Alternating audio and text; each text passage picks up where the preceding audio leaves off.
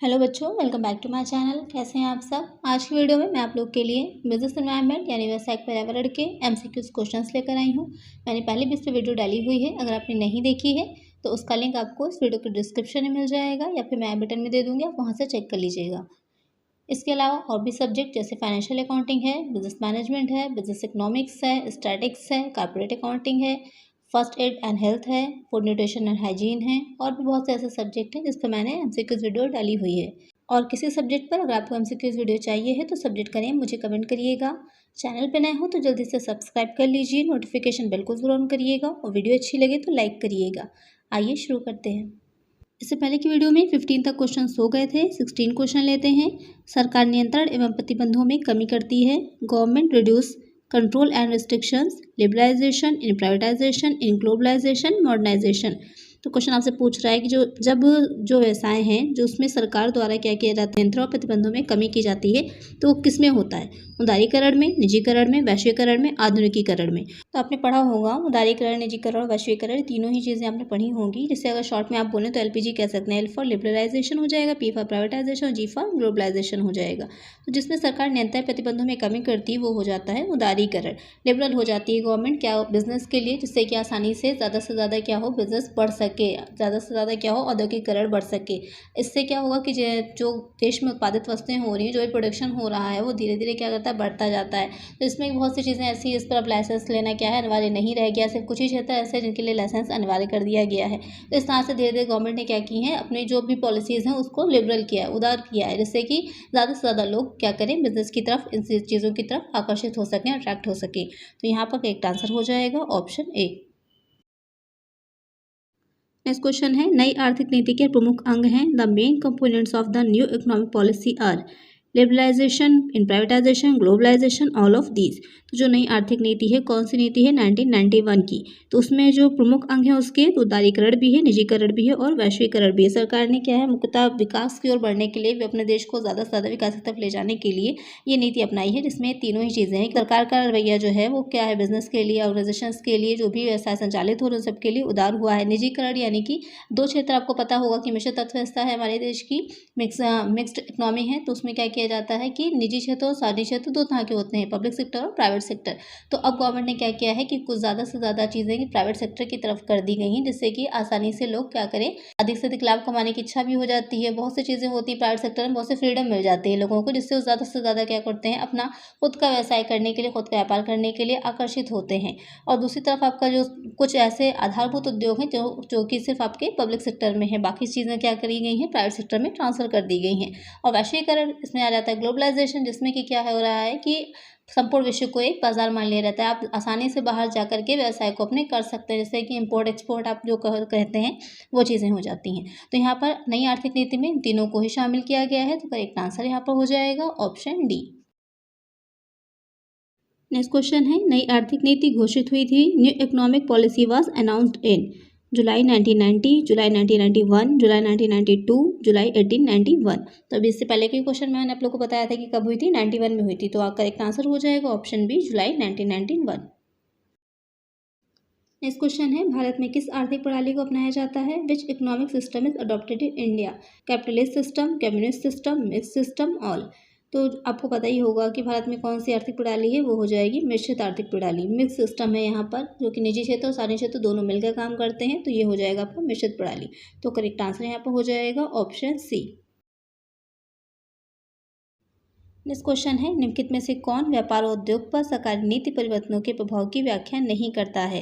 Which of the following does not explain the impact of government policy changes on business and industry, increasing competition, more demanding market customers, market orientations, change in agricultural price. तो यहाँ पर question आपसे पूछ रहा है कि ऐसी कौन से जो आपके ऑप्शन दे रखे हैं उसमें से कौन सा ऐसा ऑप्शन है जो गवर्नमेंट है, जो सरकारी नीतियाँ हैं उसमें परिवर्तन हो रहा, उसका प्रभाव आपके बिजनेस पर, व्यापार पर नहीं पड़ रहा है। तो वो हो जाएगा आपका चेंजेस इन एग्रीकल्चरल प्राइजेस। तो करेक्ट आंसर यहाँ पर हो जाएगा ऑप्शन डी। नेक्स्ट क्वेश्चन है, डैश नकारात्मक और प्रतिकूल बाहरी कारकों को संदर्भित करता है जो एक फर्म के लिए बाधा उत्पन्न करने की संभावना रखते हैं। Dash refers to negative and unfavourable external factors that are likely to create hurdles for a firm, opportunities, warning, threats, none of these. तो क्वेश्चन आपसे पूछ रहा है कि वो क्या कहलाता है, जो नकारात्मक और प्रतिकूल जो बाह्य कारक होते हैं उनके बारे में बताएगा, या वो एक तरह का बाह्य कारक है और वो क्या करेगा, संस्था को आगे बढ़ने से, फर्म को आगे बढ़ने में बाधा उत्पन्न करता है। तो वो हो जाती हैं चुनौतियाँ, यानी कि जो थ्रेट्स होते हैं, जैसे कि आप कोई भी वस्तु, कोई मैन्युफैक्चर है, कोई वस्तु को बना रहा है, कोई प्रोडक्ट बना रहा है और सेम वैसे ही कोई दूसरी कंपनी भी आ जाती है, प्रोडक्ट बनाने लगती है, उससे कम मूल्य पर बेचने लगती है, तो क्या एक तरह की चुनौती तो हो जाती है कि अब क्या करें। या फिर जो भी आप वस्तु बना रहे हैं, उसका जो कच्चा माल है, रॉ मटेरियल है, मार्केट में एकदम से उसके प्राइस बहुत हाई हो जाते हैं, तब वहाँ पर भी सिचुएशन आ जाती है कि चुनौती है कि अब कैसे उससे निपटें और कैसे अपने मूल्यों पर कंट्रोल रखें, प्राइसेस को बढ़ने ना दें। ये सारी चुनौतियाँ हो जाती हैं हमारे समक्ष। तो करेक्ट आंसर यहाँ पर हो जाएगा ऑप्शन सी। नेक्स्ट क्वेश्चन है, निम्नलिखित में से कौन से व्यावसायिक वातावरण के आयाम हैं? Which of the following are the dimensions of the business environment? आर्थिक और सामाजिक, तकनीकी और आर्थिक, कानूनी और सामाजिक, उपरोक्त सभी। क्वेश्चन में आपसे पूछ रहा है कि जितने भी आपके डायमेंशंस दे रखे हैं व्यावसायिक वातावरण के आयाम, वो कौन से हैं उसमें से? Economic and social, technological and economic, legal and social, all of the above. तो ये सारे ही क्या हो जाएंगे, आपके बिजनेस एनवायरनमेंट के आयाम हैं। तो करेक्ट आंसर यहाँ पर हो जाएगा ऑप्शन डी। आयाम से यहाँ पर कंफ्यूज ना हो जाइएगा, आयाम से अर्थ यहाँ पर तत्व से ही है, तो ये सारे क्या हैं, व्यावसायिक पर्यावरण के तत्व हैं। नेक्स्ट क्वेश्चन है, उदारीकरण का अर्थ है, liberalisation means policy of plan disinvestment integrated among economics, end of license and reduction of government control, none of these। Question आपसे पूछा है, उदारीकरण क्या है? नियोजित विनिवेश की नीति है, अर्थव्यवस्थाओं के बीच एकीकरण है, लाइसेंस की समाप्ति और सरकारी नियंत्रण में कमी है, इनमें से कोई नहीं। तो पहले मैं आपको उदारीकरण के बारे में समझा चुकी हूँ। तो क्या है, इसमें लाइसेंस प्रक्रिया की समाप्ति कर दी गई थी। सिर्फ कुछ ही उद्योग ऐसे हैं जिनके लिए लाइसेंस लेना अनिवार्य है, बाकी सबके लिए लाइसेंस मुक्त कर दिया गया है। और सरकारी नियंत्रण में कमी, जिससे कि आसानी से किसी पिता के नियंत्रण के बाहर रहकर एक अपना एक फ्रीडम के साथ व्यवसाय को कर सकें। तो करेक्ट आंसर हो जाएगा ऑप्शन सी। नेक्स्ट क्वेश्चन है, वैश्वीकरण में शामिल नहीं है। Globalisation does not involves reduction of barriers, free flow of goods and services, global mechanism for settlement of economic disputes, free flow of capital. आपको बताना है कि आपने 3 चीज़ें पढ़ी हैं, निजीकरण, उदारीकरण और वैश्वीकरण। तो वैश्वीकरण में कौन सी ऐसी चीज़ें शामिल नहीं हैं? बाधाओं में कमी, मानवीय सेवाओं का मुक्त प्रवाह, आर्थिक वादों के निपटारे के लिए वैश्विक तंत्र, पूंजी का मुक्त प्रवाह। तो वैश्वीकरण जो है उसमें आपका शामिल नहीं है रिडक्शन ऑफ बैरियर्स, बाधाओं में कमी। जो भी व्यवसाय आप कर रहे हैं, जो भी वस्तुओं को आप बना रहे हैं, उनके समक्ष जो भी आपकी बाधाएं आ रही, जो भी चुनौतियां हैं, उनको ये कम नहीं करता है। सिर्फ ये आपके लिए क्या करता है कि एक संपूर्ण विश्व को एक बाजार की तरह उपस्थित कर सकता है, जिसमें आप आसानी से क्या कर सकते हैं, इंपोर्ट कर सकते हैं, एक्सपोर्ट कर सकते हैं। ये क्या करेगा कि आपकी वस्तुएं सेवाओं का स्वतंत्र रूप से एक दूसरे के कंट्रीज़ में आने जाने की सुविधा रहेगी। आपके पूंजी का प्रवाह होता है, सूचना और प्रौद्योगिकी का, यानी कि इन्फॉर्मेशन और टेक्नोलॉजी का भी आसानी से स्वतंत्र प्रवाह होगा। जो भी आपस के वाद हैं उनका निपटारा आसानी से किया जा सकता है, जो व्यवसाय से संबंधित होंगे, तो वो हो जाएगा आपको। तो यहाँ पर करेक्ट आंसर है ऑप्शन ए। नेक्स्ट क्वेश्चन है, निम्नलिखित में से कौन व्यापार और उद्योग पर सरकारी नीति परिवर्तन का प्रभाव है? Which of the following are the impact of government policy changes on business and industry? Increased competition, need for change, demanding customers, all of the above. तो जो सरकारी नीतियों में परिवर्तन हुआ है, मेनली आपका ये उदारीकरण, निजीकरण, वैश्वीकरण है, या और भी जो सरकारी नीति परिवर्तित हुई हैं, तो उससे क्या प्रभाव पड़ा है? प्रतिस्पर्धा भी बढ़ी है, कंपटीशन भी बढ़ा है, क्योंकि विदेश की भी कंपनीज आकर क्या कर रही हैं, आपके देश में अपनी वस्तुओं को बेच रही हैं। तो क्या हो रहा है, कंपटीशन और ज़्यादा बढ़ता ही जा रहा है, ज़्यादा से ज़्यादा लोग मार्केट में आ रहे हैं। पहले अगर हम किसी चीज़ की बात करें तो 1 या 2 कंपनीज अवेलेबल होती थी। जैसे कि एक नॉर्मल सी बात करें अगर वॉशिंग पाउडर की, तो स्टार्टिंग में क्या था, बहुत बचपन में जब लोग सुनते थे तो निरमा है या एरियल है, ये 1-2 आपको सुनाई देते थे। लेकिन अब अगर बात करें तो इतने ज़्यादा वॉशिंग पाउडर मार्केट में अलग अलग तरीके के अवेलेबल हैं कि आपस में क्या है, टक्कर का कंपटीशन हो रहा है। नेक्स्ट आपका परिवर्तन की आवश्यकता, जैसे जैसे चेंजेस बढ़ते चले जा रहे हैं, लोगों की जीवन शैली और अच्छी बन रही है और ज़्यादा चेंजेस आ रहे हैं, उनकी क्रय शक्ति बढ़ रही है, तो क्या हो रहा है, वो ज़्यादा से ज़्यादा अलग अलग चीज़ों की डिमांड भी कर रहे हैं। तो इस तरह से ये तीनों ही ऑप्शन क्या हो जाएंगे, करेक्ट हो जाएंगे। तो करेक्ट आंसर यहाँ पर हो जाएगा ऑप्शन डी। नेक्स्ट क्वेश्चन है, सरकार किस अधिनियम द्वारा प्रतिबंधात्मक व्यवहार की जांच करती है?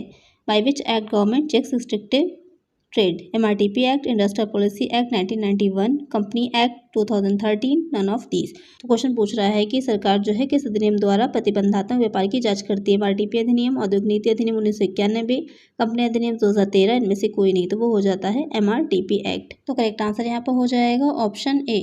आप लोग मुझे जल्दी से कमेंट करके बताइए कि MRTP की जो है फुल फॉर्म क्या होती है।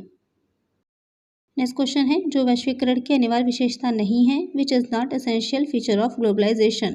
The government redefined the role of public sector, import liberalisation, export promotion, foreign exchange reforms.